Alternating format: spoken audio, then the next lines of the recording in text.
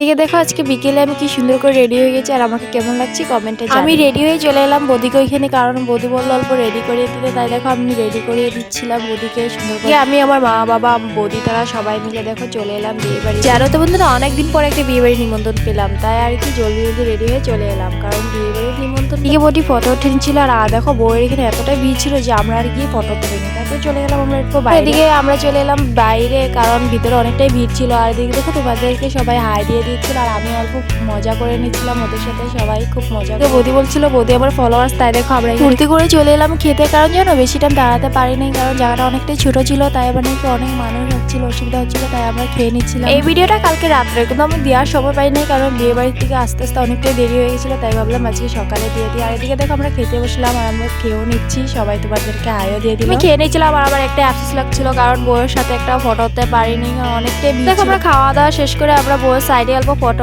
উঠে দিচ্ছিলাম, কারণ ওখানে যা ভিড় আমরা আর আমাকে আর আমার সাথে যারা সবাই গিয়েছিল তাদেরকে কেমন লেগেছে জন্য এই ভিডিওটা এতটুকুই। টাটা।